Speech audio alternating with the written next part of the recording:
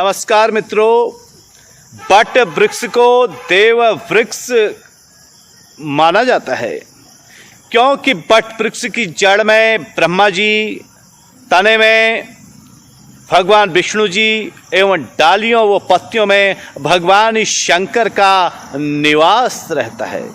साथ ही माँ सावित्री भी बट वृक्ष में निवास करती है। हमारे धर्म शास्त्रों ने भी वृक्षों की महिमा वो वृक्षारोपण के महत्व को बेहद सुंदर तरीके से समझाया है। गीता में भगवान श्री कृष्ण ने वृक्षों के महत्व को समझाते हुए कहा है, मैं वृक्षों में पीपल हूँ। मत्स्य पुराण में वृक्षों की विराट महिमा कही गई है। किस वृक्ष को लगाने से कौन सा फल प्राप्त होता है, इस विषय में भी पुराणों ने विस्तार के साथ चर्चा की है। वृक्षों की महिमा का अद्भुत बखान करते हुए कहा गया है, 10 कुओं के बराबर एक बावड़ी, 10 बावड़ियों के बराबर एक तालाब, 10 तालाबों के बराबर एक पुत्र और 10 पुत्रों के बराबर एक वृक्ष होता है। कहीं कहीं तो एक वृक्ष को 100 पुत्रों के समान कहा गया है। स्कंद पुराण और भविष्य पुराण में भी विभिन्न वृक्षों को लगाने और उनका पोषण करने के बारे में सुंदर वर्णन करते हुए लिखा गया है। जो व्यक्ति छायादार फूल और फल देने वाले वृक्षों का रोपण करता है, यात्रा पथ व विभिन्न देवालयों के मार्ग में तथा देवा मंदिरों में वृक्षों को लगाता है, वह अपने पितरों को दिव्य लोक में परम वैभव प्रदान कराता है और पितृजनों को बड़े बड़े पापों से तारता है। रोपणकर्ता इस मनुष्य लोक में जीवन का आनंद प्राप्त करते हुए मुक्ति का भागी बनता है। विभिन्न पुराणों के अनुसार वृक्ष लगाना अत्यंत पुण्यदायक व शुभदायक है। सनातन धर्म में वृक्षों को देव स्वरूप मानकर इनकी पूजा अर्चना की जाती है। हमारे देश के महान ऋषि मुनियों ने विराट वृक्षों के नीचे बैठकर ही आत्म की शांति व ज्ञान को प्राप्त कर संसार को वृक्षों की महिमा का अलौकिक संदेश दिया।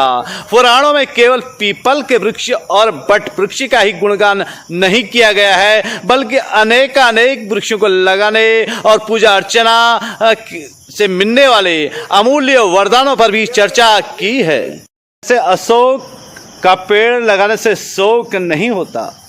माता सीता का वास लंका में अशोक के वृक्ष के नीचे ही था, इसलिए वे शोक रहित थी। इसी भांति पाकड़ का वृक्ष ज्ञान का प्रदाता कहा गया है। विल्व वृक्ष की महिमा श्री शिव महापुराण में बड़े विस्तार व सुंदर शब्दों से गाई गई है। यह वृक्ष दीर्घ आयु के साथ साथ धन, वैभव, संपत्ति व कीर्ति प्रदान करता है। जामुन का वृक्ष धनाढ्य जीवन प्रदान करता है। तेंदू का वृक्ष कुल वृद्धि में सहायक कहा गया है। अनार का वृक्ष स्त्री सुख प्राप्त कराता है। बकुल का वृक्ष पापनाशक और आम वृक्ष अभीष्ट कामना प्रद और गुंवारी अर्थात जिसको सुपारी कहते हैं उसका वृक्ष सिद्ध प्रद है।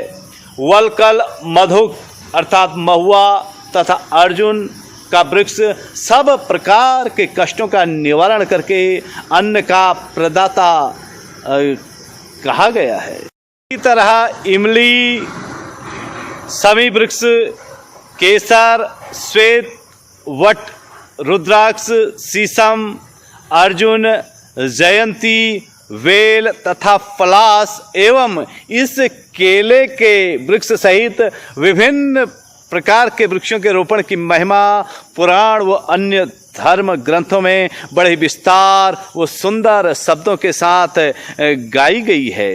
वृक्षों में वट वृक्ष का अपना विशेष महत्व है। पुराणों में उल्लेखित है कि इसमें देवताओं का वास होता है। इस वृक्ष की पूजा अर्चना करने से सती सावित्री ने अपने मृत पति को यमराज के फंदे से छुड़ा लिया था। पर्वतीय क्षेत्रों में बट वृक्ष की पूजा बहुत ही विशेष तौर तरीकों से की जाती है। इस वृक्ष की महिमा को लेकर यहाँ बट सावित्री का त्योहार बड़े ही धूमधाम के साथ मनाया जाता है। हिमालयी भूभाग में यह वृक्ष देव वृक्ष के नाम से परम पूजनीय है। तुलसीकृत रामायण एवं वाल्मीकि रामायण में भी वृक्षों की महिमा का बेहद अलौकिक व सुंदर वर्णन स्थान स्थान पर आया है। कुल मिलाकर मानव जीवन में वृक्षों की महिमा परंपार है। वृक्ष इस धरा पर जीवन का परम आधार है। बट वृक्ष का पूजन और सावित्री सत्यवान की कथा का स्मरण करने के विधान के कारण ही बट वृक्ष को साक्षी मानकर बट सावित्री का व्रत हिमालयी भूभागों में प्राचीन काल से किया जाता रहा है और बड़े ही श्रद्धा भाव के साथ बट वृक्ष का पूजन किया जाता है। और बट वृक्ष के पूजन के साथ साथ बट वृक्ष से विभिन्न प्रकार की मनौतियाँ माँ से मांगी जाती हैं। बट वृक्ष से जुड़ी सावित्री और सत्यवान की कथा का बड़े ही विस्तार के साथ सुंदर वर्णनों के साथ विभिन्न धर्म ग्रंथों में वर्णन मिलता है, जिसे विस्तार के साथ विभिन्न धर्म ग्रंथों में पढ़ा जा सकता है। बट सावित्री का यह पावन पर्व सभी के लिए मंगलमय हो, सभी को वैभवता प्रदान करने वाला हो, सभी के लिए कल्याणकारी हो। इन्हीं शब्दों के साथ मैं रमाकांत पंत।